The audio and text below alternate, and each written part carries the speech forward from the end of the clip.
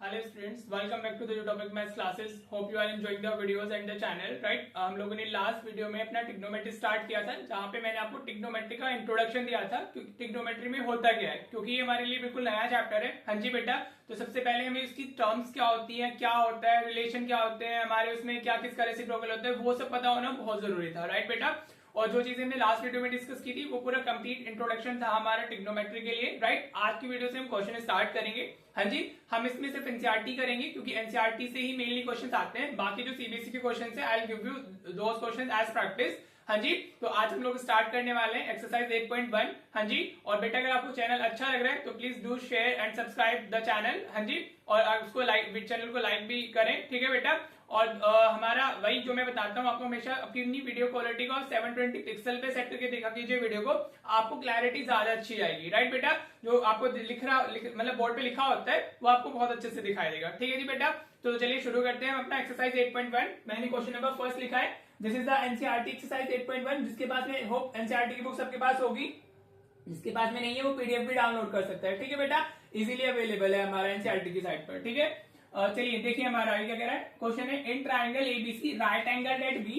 हाँ जी, देखो जो ट्रिग्नोमेट्री रेशियोज होती है हमारी, हमने वो कल की वीडियो में, लास्ट वीडियो में जो पढ़ा था हमने, PBP upon HB, Pandit Badri Prasad हरिहरी बोले, उसमें हमें क्या क्या चाहिए होता है, हमें परपेंडिकुलर बेस और हाइपोटेनियस चाहिए राइट। तो उसके लिए हमें ऑफकोर्स राइट एंगल ट्राइंगल चाहिए होगा। तो हमारे पास में एक ट्राइंगल एबीसी दिया हुआ है, क्या दिया हुआ है, ट्राइंगल एबीसी। तो बना लेते हैं। हाँ जी, ये राइट एंगल ट्राइंगल हो गया, right angle at B. Right angle at B का मतलब है जो 90 डिग्री हमारा बन रहा है वो इधर आएगा राइट। अब ए और सी आप कहीं भी लिख सकते हो, आप ए इधर लिख लीजिए, सी इस तरफ लिख ले, या इनको इंटरचेंज कर दे राइट। तो ए बी सी हमारा ट्राइंगल हो गया, आप ए इधर भी डाल सकते हो, तो ए बी सी ये हो जाएगा हमारा राइट, ठीक है जी। अब हमें क्या दिया हुआ है, अब हमें अवेलेबल है A B 24 centimetre, A B हमारा कितना है 24 सेंटीमीटर हो गया, बी सी 7 सेंटीमीटर हो गया, ठीक है। हाँ जी बेटा राइट। और तो अभी आपको फाइंड क्या करना है, you need to find the value sine A and cos A, sine C and cos C. देखो जिस वीडियो ने, जिस बच्चे ने लास्ट वाली वीडियो देखी है उसको ये बहुत अच्छे से समझ में आ जाएगा राइट। लास्ट वीडियो में मैंने आपको बताया था जो परपेंडिकुलर बेस होते हैं दे डिपेंड्स ऑन एंगल। हाँ जी, अभी हमारा जो साइन होता है वो क्या होता है, क्या पढ़ा था हम लोगों ने, बी पंडित बद्री प्रसाद हरिहरी बोले। हाँ जी, एच एच बी, तो जो पी बाई एच होता है ये हमारा साइन होता है, और बी बाई एच हमारा क्या होता है, कोस होता है। So this is sine and this is कोस हमारा राइट बेटा, क्लियर। तो हमें परपेंडिकुलर चाहिए, बेस चाहिए, हाइपोटेनियस। तो हमें हाइपोटेनियस चाहिए होगा, तो first of all you need to find the hypotenuse. आप सबसे पहले एसी फाइंड करोगे राइट। तो अब उसमें क्या करते हैं हम लोग, आप वो लगाएंगे पाइथागोरस थ्योरम राइट बेटा, समझ आ रहा है। तो हम क्या लिख सकते हैं, A C square is equal to A B square plus B C square, ये लिखा जा सकता है। हाँ जी, what is this, Pythagoras theorem. तो आप इसके सामने लिखेंगे भी वरना मार्क्स कट जाते हैं, पाइथागोरस थ्योरम राइट बेटा, समझ आ रहा है। तो ये पाइथागोरस थ्योरम से हमने ऐसे लिख दिया। अभी वैल्यूज डाल दो, तो ए सी स्क्वायर हमारा ए बी की वैल्यू कितनी है, 24 का स्क्वायर होगा, बी सी हमारा 7 का स्क्वायर हो जाएगा। वैल्यूज डाल देते हैं। हाँ जी, तो 24 का स्क्वायर क्या होता है, होप आपको पता होगा, ये 576 होता है और ये 49 होता है 7 का स्क्वायर राइट बेटा।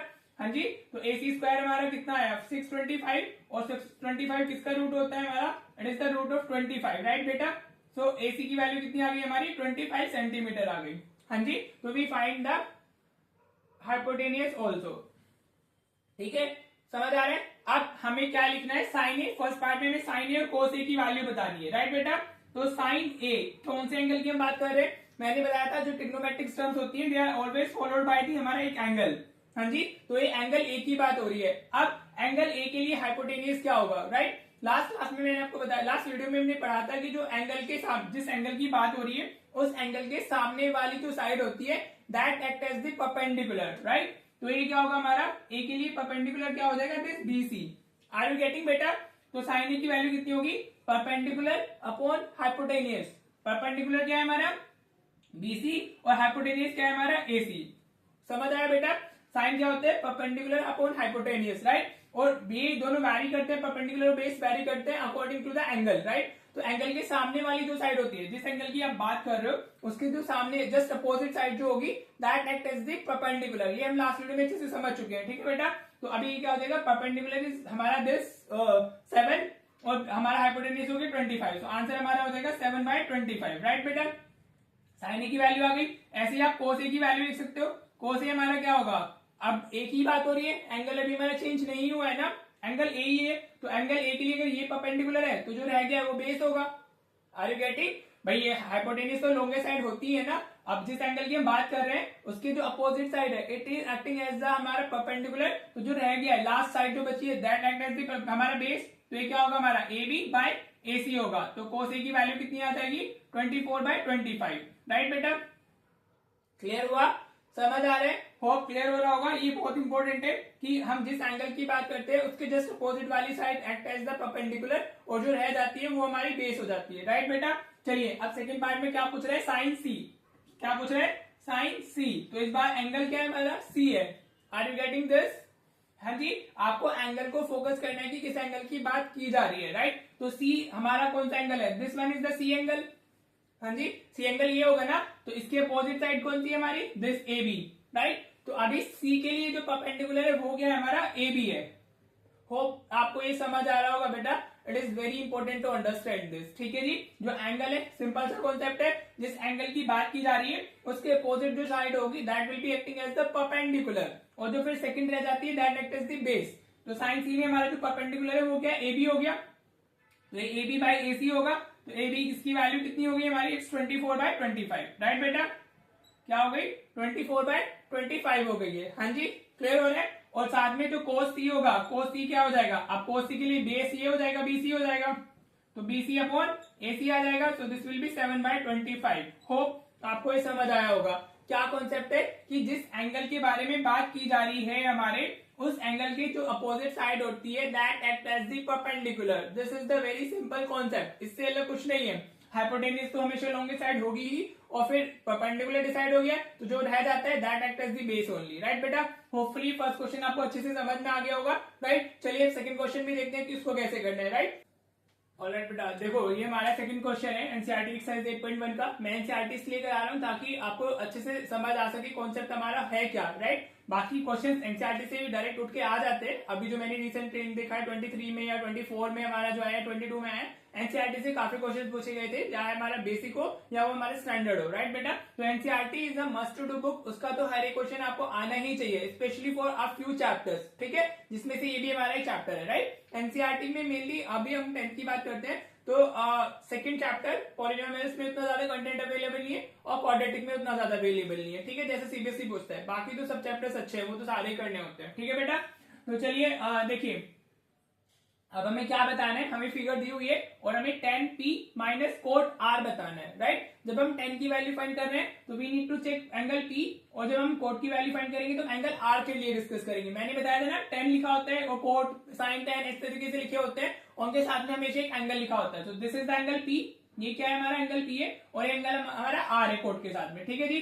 तो सबसे पहले हमें क्या चाहिए होगा? परपेंडिकुलर दिया हुआ है, बेस सॉरी मतलब ये तो परपेंडिकुलर हो सकता है ना, बेस नहीं है हमारे पास में, और हमारे हाइपोटेन्यूज दिया हुआ means we don't have one side. सबसे पहले हमें वो फाइंड करना है, तो पहले हम लगाएंगे पाइथागोरस थ्योरम, ठीक है जी बेटा? पहले तो आपको एक साइड फाइंड करनी होगी, राइट? क्योंकि tan और कोट में परपेंडिकुलर अपॉन बेस आता है या बेस अपॉन परपेंडिकुलर, हाइपोटेन्यूज तो हमें चाहिए नहीं होता है ना, so we need this side basically, right? तो सबसे पहले आप क्या लिखोगे? पाइथागोरस थ्योरम डालनी है आपने, तो what you will be writing? P R square.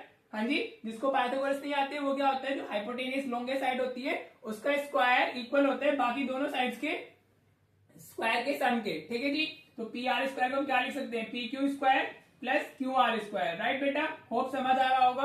हाँ जी, तो अभी पी आर की वैल्यू कितनी है हमारी? It's 13, it is given. इस बार में पी आर गिवन है तो हम इसमें पी आर की वैल्यू डाल देते हैं। पी क्यू की वैल्यू भी हमारे पास में है विच इज 12, और क्यू आर स्क्वायर हमने Q R we don't have. हाँ जी, तो क्यू आर हमने फाइंड करना है। देखो ये कैलकुलेशन पार्ट है, यू कैन स्किप दिस और फॉरवर्ड कर दीजिए आगे वीडियो को कॉन्सेप्ट के लिए, बाकी कॉन्सेप्ट तो मेन यहाँ इधर आने वाला है।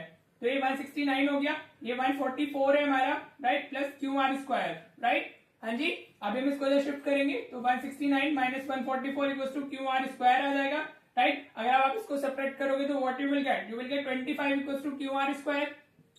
हाँ जी बेटा, अभी तो 5 हो जाएगा क्यू आर की वैल्यू। क्यू आर कितना हो गया हमारा? 5 सेंटीमीटर आ गया, राइट? ये कितना आ गया? 5 सेंटीमीटर, ठीक है जी? समझ आ रहा है बेटा? अब आपको क्या क्या फाइंड करना है? आपको tan p और cot p फाइंड करना है। हाँ जी, हाँ जी, समझ आया? तो पंडित बद्री प्रसाद हरी हरी बोले, तो ये p बाय b क्या होता है? tan होता है, और उसका रेसिप्रोकल cot होता है। तो हमें परपेंडिकुलर चाहिए और बेस चाहिए। Are you getting this? तो सबसे पहले वैल्यू डाल लेते हैं। अगर हमें tan p लिखना है, राइट बेटा? तो ध्यान से देखना, tan P I just told you in the last question कि हमारा जो एंगल है उसके अपोजिट जो साइड होगी that will be acting as the perpendicular, और जो नेक्स्ट रह जाती है अदर साइड बच जाती है वो हमारा बेस होता है। तो हमें परपेंडिकुलर अपॉन बेस चाहिए because tan is perpendicular upon base. तो एंगल P इधर है हमारा, ये वाला हो गया। तो इसके सामने किस अपोजिट साइड कौन सी है, QR है, तो QR will be acting as the हमारा परपेंडिकुलर, राइट। तो जो tan P होगा हमारा that will be QR by PQ।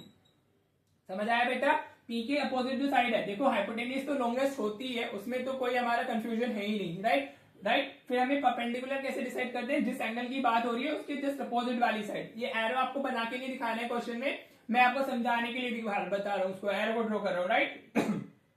तो QR की वैल्यू कितनी है, इट्स 5, और PQ की वैल्यू कितनी है, इट्स 12, ठीक है। तो tan P की वैल्यू आ गई। अभी हमें कोट R भी चाहिए, हाँ जी, कोट के साथ में जो एंगल है वो R है, तो हम R के अकॉर्डिंग डिसाइड करेंगे। तो कोट R हमारा क्या होगा, right. Now look at the R, ये एंगल है हमारा, हाँ जी। R के अपोजिट साइड कौन सी है, PQ हो गई, कौन सी हो गई हमारी, PQ। तो PQ is perpendicular and QR is base, हाँ जी, समझ आया। PQ क्या है, परपेंडिकुलर है, QR बेस, और जो कोट होता है वो इसका रेसिप्रोकल होता है, बेस अपॉन परपेंडिकुलर होगा, तो will be writing QR upon PQ। वापस हमारा सेम ही आ गया बेटा, ठीक है। तो tan P cot R basically same है हमारे, तो ये भी हमारा 5/12 आ गया, राइट। अब हमें क्वेश्चन में क्या पूछे, tan P minus cot R, so answer will be 0। तो tan P minus cot R हमारा कितना हो जाएगा, it will be 5/12 minus 5/12, so your answer will be 0, ठीक है जी बेटा। इस तरीके से आपको एक क्वेश्चन करना था, होप समझ आ रहा होगा आपको। जो ट्रिग्नोमेट्रिक रेशियो का ये वाला पार्ट है PVP अपॉन HHP, ये कॉन्सेप्ट समझ में आ रहा होगा कि हम इसको कैसे अप्लाई करने वाले, राइट। चलो अभी एक दो क्वेश्चन और देखते हैं ताकि आपको बहुत अच्छे से हो जाए, राइट। इस वीडियो में हम कुछ क्वेश्चन करेंगे, वरना फिर वीडियो की लेंथ बहुत बड़ी हो जाती है, कोई देखने का चाहता नहीं उतनी बड़ी वीडियो, और फिर एक और पार्ट हम इसका एक्सरसाइज के लिए बना लेंगे, ठीक है जी बेटा। तो ये पार्ट 1 हो जाएगा और फिर वो पार्ट 2 हो जाएगा, राइट। चलिए क्वेश्चन और देखते हैं।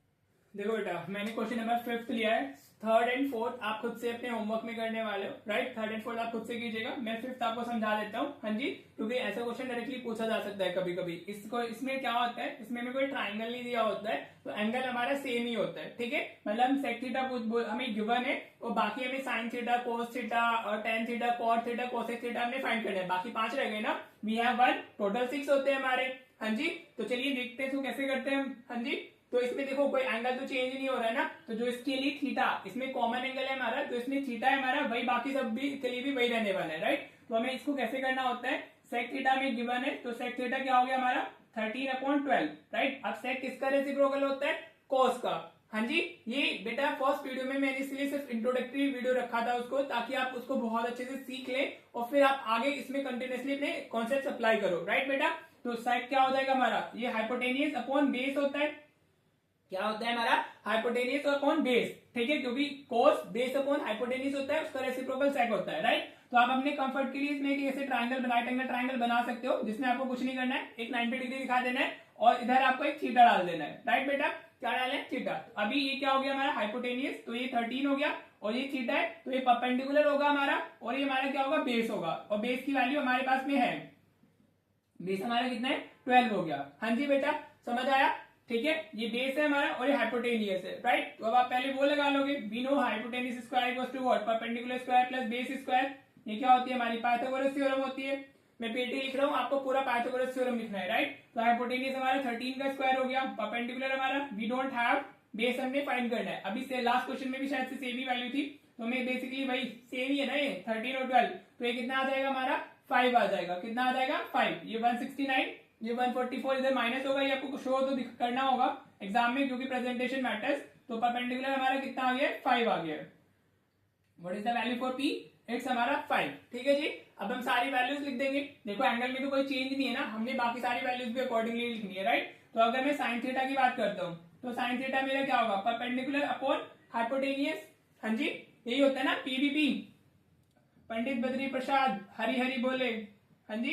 इसकी और भी फुल फॉर्म्स होती हैं, आपको जो पता है वो आप कमेंट सेक्शन में डालेगा कि आपको और क्या फुल फॉर्म पता है इसकी, ठीक है बेटा, मुझे भी पता है, बाकी आपको क्या आता है इसके रिलेटेड, अगर आपने कहीं और से पढ़ा हुआ है तो देखते हैं कि आपको कौन सी फुल फॉर्म बताई गई है इसकी, राइट। तो साइन थीटा हमारा P/H होता है, तो P हमारा क्या हो गया 5 और H की वैल्यू कितनी हमारी, इट्स 13, तो ये आंसर हो जाएगा हमारा, राइट। कोस थीटा हमारा क्या होता है, वो तो इसका रेसिप्रोकल ही हो जाएगा, B/H होता है, तो आप डायरेक्टली भी लिख सकते हो, तो इट विल बी 12/13, हाँ जी बेटा, अब tan थीटा क्या होता है हमारा, tan थीटा होता है हमारा परपेंडिकुलर अपॉन बेस, तो वैल्यू ऑफ परपेंडिकुलर हमारी कितनी है 5 और बेस हमारा कितना है 12 राइट। अब हम कोड लिख सकते हैं, तो कोड थीटा क्या होगा, उसका रेसिप्रोकली हो जाएगा, तो b बाय पी हो जाएगा।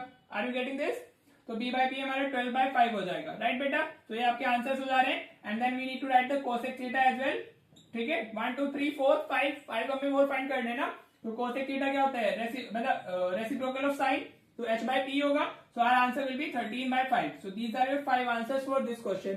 होप समझ आ गया होगा। देखो ये वाला पार्ट बहुत इजी है, अगर यहाँ से क्वेश्चन आता है तो प्लीज सब लोग कर लीजिएगा, ये बहुत इजी पार्ट है, ठीक है जी, राइट। तो चलो एक क्वेश्चन और देख लेते हैं हम लोग, फिर हम इस वीडियो को एंड करेंगे, राइट बेटा। चलिए एक क्वेश्चन और देखते हैं। ऑलराइट बेटा, देखो ये क्वेश्चन नंबर 8 लिया है मैंने। ऐसा क्वेश्चन इसमें सीबीएसई में इजीली पूछा जा सकता है और पहले भी पूछा गया है, राइट बेटा। तो चलिए देखते हैं इसको कैसे करना है हमें। हाँ जी, इजी क्वेश्चन है, जो कॉन्सेप्ट हम अभी पढ़ रहे हैं उसी पे बेस्ड है।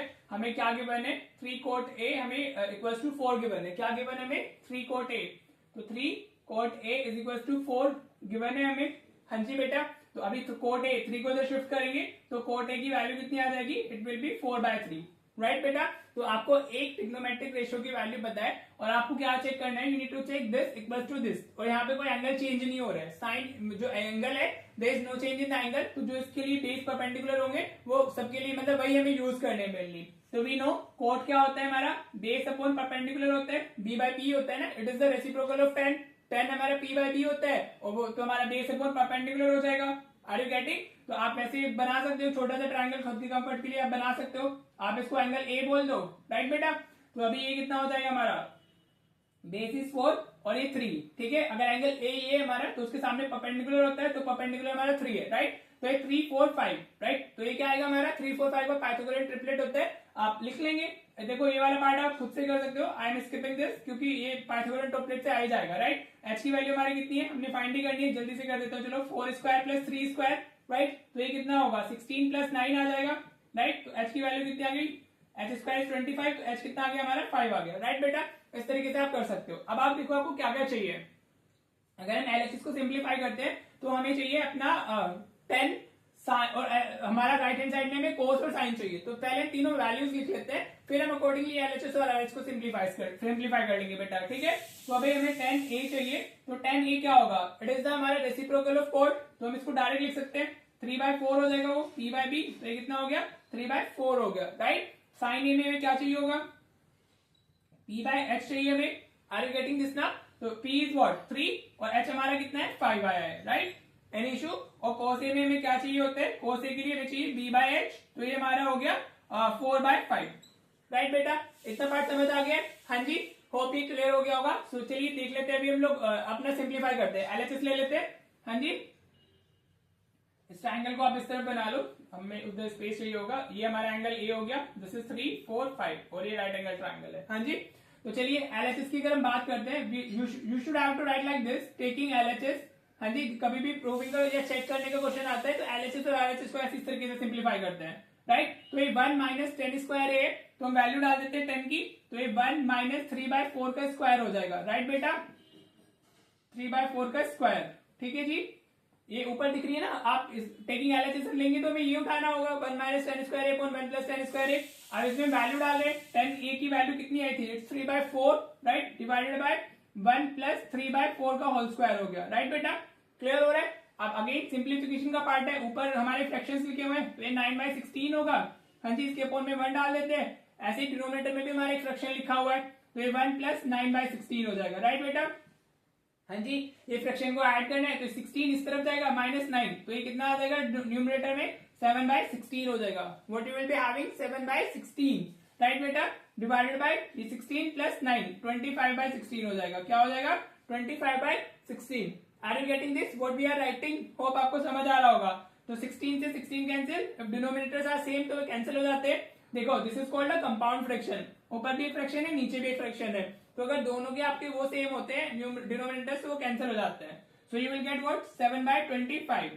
हाँ जी, तो जो हमारी एलएचएस आई है दैट इज 7/25। अब हम आरएचएस ले लेते हैं, taking RHS, what you need to write, taking RHS, ठीक है जी बेटा। तो आरएचएस आपको दिख रही है क्या है आपकी, it's cos square A minus sine square A, तो वैल्यूज क्या क्या है, कोस की वैल्यू 4/5 है, साइन की वैल्यू 3/5 है। चलो डालते हैं इसमें वैल्यूज, तो ये हमारा हो जाएगा 4/5 का स्क्वायर माइनस 3/5 का होल स्क्वायर। राइट बेटा जी, ठीक है, ये लिखा हुआ है ना, RHS हमारी ऊपर लिखी हुई है, वैल्यूज हम सिर्फ डाल रहे हैं। So this will be what 16/25 minus 9/25। Right बेटा, समझ आ रहा है? एनी इशू नहीं ना? देखिए अब डिनोमिनेटर सेम है तो 16 माइनस 9 हो जाएगा सिर्फ, तो 7/25। You can see LHS equal to RHS, तो yes they are equal. LHS is equal to RHS, therefore they are equal. आपको ये पूछा था ना हमें कि वो इक्वल है या नहीं है?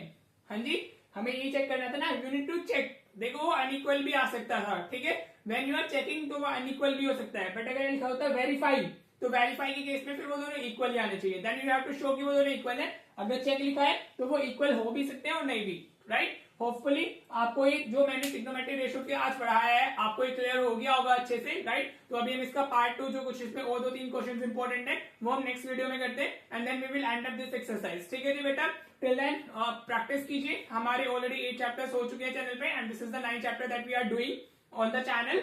बुक का तो 8 चैप्टर है ऑफ कोर्स, तो आप बाकी जो 8 चैप्टर्स है उनको अच्छे से प्रैक्टिस कर लीजिए। अगर आप वो चैप्टर्स भी कर लेते हो तो यू विल फील कॉन्फिडेंट। हाँ जी, आपको काफी अच्छे स्कोर्स कर सकते हो, 40 के around out of 80 you can easily go by those 8 chapters. Right, अभी जो बाकी हम लोग करने वाले 40 प्लस ही बाकी चैप्टर्स को करके आप इजीली आ जाएंगे। एंड आप अभी सारा सिलेबस तो हमें करना ही है, मिड ऑफ फैब तक या फैब के फर्स्ट वीक तक हम करने की कोशिश करते हैं। हाँ जी बेटा, तो यार प्रैक्टिस करते रहिए, बिकॉज अगर प्रैक्टिस नहीं करोगे तो आपका फिर कुछ नहीं होने वाला है। ठीक है जी, इट्स वेरी क्लियर। अगर आप मैथ्स को सिर्फ वीडियो देख के समझना चाहते हो तो ऐसे नहीं होता है, आप कितनी भी वीडियोस देख ले मैथ्स नहीं आएगा till then you don't practice.